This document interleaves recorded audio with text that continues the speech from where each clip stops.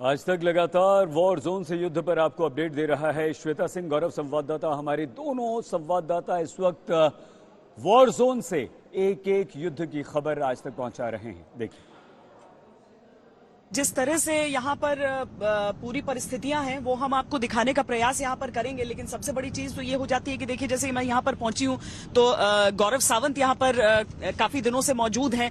युद्ध छिड़ने से पहले से गौरव यहाँ पर आ गए थे, तो अभी यही एक जरिया है जिसके साथ आप जा सकते हैं। पेट्रोल जो थोड़ा बहुत आपके पास रहता है, जहां से आप हासिल कर सकते हैं वो आप अपने पास रखते हैं, नहीं तो उसके अलावा यहाँ पर आप मूव नहीं कर सकते हैं। टैक्सीज जैसी चीजें होती नहीं है, बहुत कम लोग आपको यहाँ पर दिखेंगे, अधिकतर लोग बाहर निकलने की कोशिश में। लेकिन अब जो बचे हैं वो सब लड़ाई लड़ने के लिए यहाँ पर बचे हैं अंजना, और सारी कोशिशें लोगों की ऐसी दिखती हैं। ये पूरा आप कीव का वो इलाका समझिए जो अभी कीव में प्रवेश का वो बचा हुआ इलाका है जहां पर रूसी फौजें पहुंच नहीं पाई हैं। उनकी पैठ उस प्रकार यहां पर हो नहीं पाई है, क्योंकि घेराबंदी अगर हम देखते हैं तो उसमें अगर एक भी दिशा बची रहती है तो वो बड़ा मुश्किल हो जाता है। जमीन की स्थिति की बात हमने की थी ना, कि कुछ चीजें होती हैं जो रिपोर्ट्स में आ जाती हैं, लेकिन आप अपनी आंखों के सामने जब उन चीजों को देखते हैं कि क्या वाकई वहां पर डिस्ट्रक्शन हुआ है, क्या वाकई वहां पर मिसाइलें दागी गई हैं। जैसे लवीव में हमने देखा था कि जो भले ही शुरुआती दौर में आक्रमण की बात आई थी, लेकिन वैसे कोई निशान वहां पर थे नहीं। तो बहुत सारी चीजें बताई जाती हैं, लेकिन क्या जमीन पर वो हो रही है नहीं हो रही है, उसके लिए ग्राउंड जीरो पर जाकर वो देखना आवश्यक हो जाता है। तो कीव की जिस घेराबंदी की हम बात कर रहे हैं उसमें रूस भले ही शुरुआती दिनों से ऐसा लगा कि शायद 48 घंटों की बात हो, लेकिन ऐसा हुआ नहीं, और 48 घंटे होते होते देखिए युद्ध ने 11वें दिन में प्रवेश कर लिया।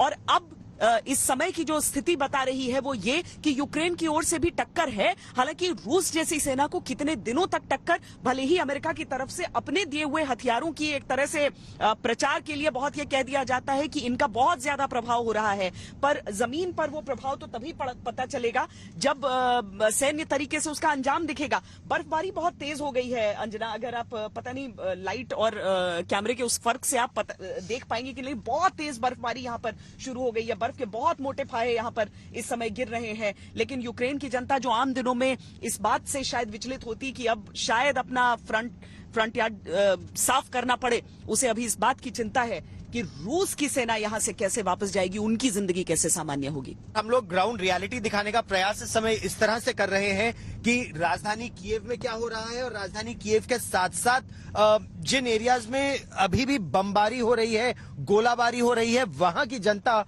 उसे किस तरह से झेलने का प्रयास कर रही है। लेकिन जो पहली लड़ाई शुरू होती है या जो पहली जंग शुरू होती है वो तो यहाँ ईंधन के लिए ही शुरू हो जाती है। ईंधन के लिए लोग बहुत लंबी प्रतीक्षा करते हैं। ईंधन गाड़ी में आ जाए तब आपको यह मालूम है कि अगले 24 घंटे तक आपकी गाड़ी चल तो सकेगी, पहली बात। दूसरी बात, जिस जज्बे की बात श्वेता भी कर रही थी, वो जज्बा अब आपको यहाँ लगभग घर घर में दिख रहा है, क्योंकि लोग ये जानते हैं कि अब ये उनके आत्मसम्मान की लड़ाई है। और ये लड़ाई वो जिस तरह से कहते हैं कि हम अगर इस तरह 2014 में हमने लड़ लिया होता तो क्रिमिया हमारे से नहीं छूटा होता, उस समय हम लोग डर गए, अब वो नहीं डरना चाहते और इसीलिए वो लड़ना चाहते हैं। लेकिन जो सबसे बड़ी चुनौती होगी, क्या उनके पास वो हथियार पहुंचेंगे समय रहते? अगर वो हथियार नहीं पहुंच पाए तो सिर्फ जोश, जज्बे और पेट्रोल बॉम्ब से रूस की सेना का सामना बहुत समय तक संभव नहीं है। देखिए यहाँ पर कितनी तेज बर्फबारी अब शुरू हो गई है।